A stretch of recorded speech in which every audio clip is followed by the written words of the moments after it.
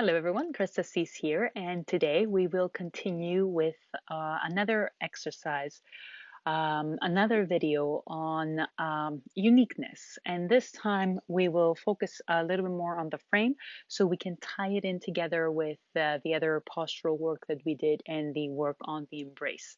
So again, it's more of an exploration. It's not specific cues that I'm going to be giving you. It's more uh, some some things that you can look into and discover for yourself. So most likely it's your alignment, the shape that you will create will be different compared to mine, but that's exactly the point. So get yourselves ready to discover. All right, so hello everyone. This is Chrisa and today for the exercise of the week, we're going to continue exploring uniqueness. So one of the things that we're going to explore is the alignment between our shoulder and all the way down to our wrist and our hand. So this is more of an exploration and not so much of an exercise, but hopefully it will give you a few ideas for your fitness and or other movement practices, and of course for your tango. So I'm starting in the kneeling position because I'm going to put my hands down, but if you want, you can be next to like a little bench or over a chair, something that feels comfortable. So, start with opening up your palms to the front, like I'm doing. And you'll notice how my forearm is flaring out, open to the side. And for some people, it's going to be more straight, and for others, it's going to be more bent. So you find yours, and when you're ready, either go over to the floor if you're on the floor kneeling like me, or to your bench or chair, and place your hands down. And try to be aware of this alignment with now putting weight over your hands and walk back. So you start from this position and you want to keep this alignment even when you are rotating your shoulder inward. So, and place.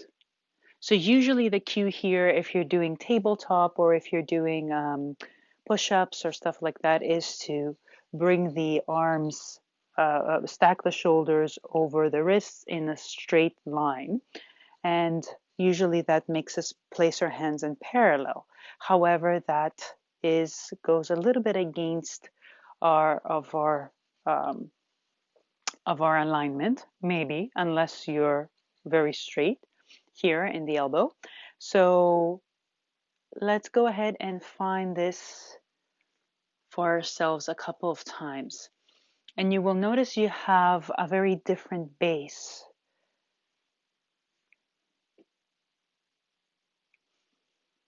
So try it a couple of times, nothing else changes. And you can try to play with it and go back to keeping things straight or square to letting that flare come into the game. So try it a couple of times.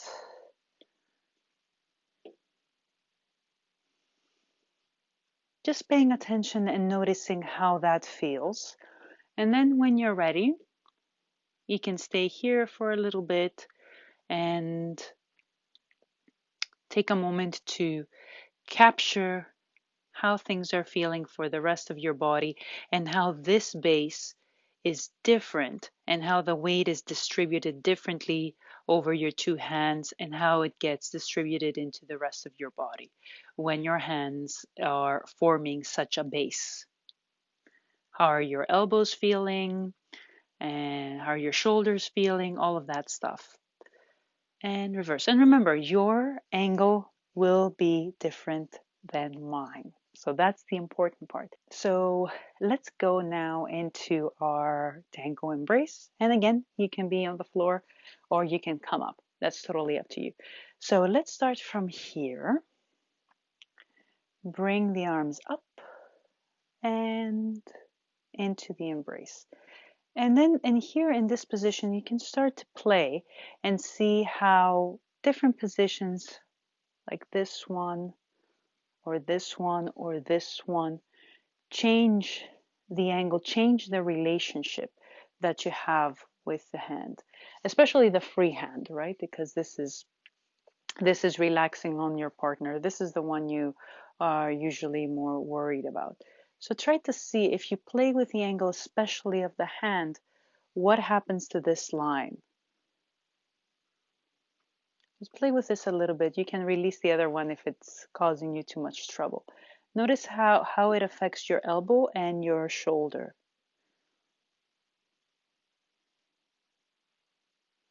Right, so if I go and turn too far in and my palm now is facing forward, how is that affecting the shoulder and the elbow?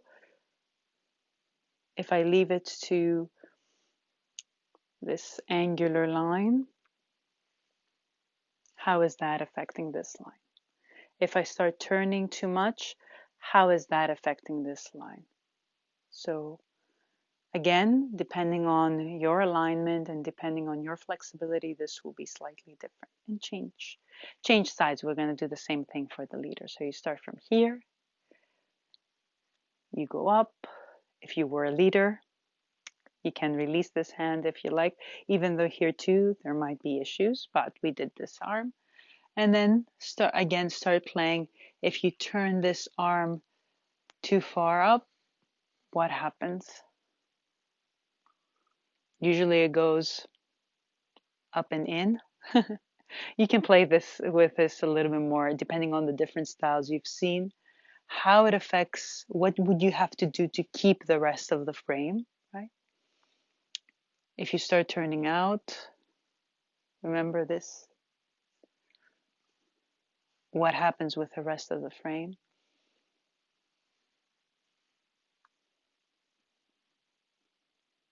So try to see, feeling the ends, feeling the limits of the joints just a little bit, and then settling where you feel comfortable.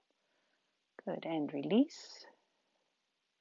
Finding this alignment, finding this line, paying attention, noticing these alignments, and then find your embrace. And release, and find your embrace.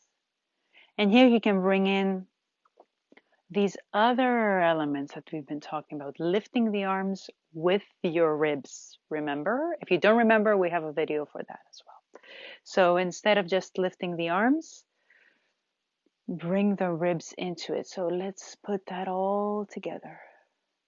From the lower rib, now change all the way to the top.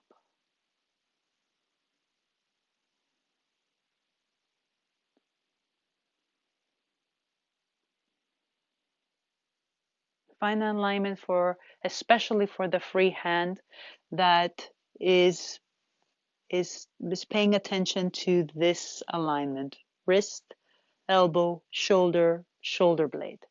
Here we go. One last time. And one last time.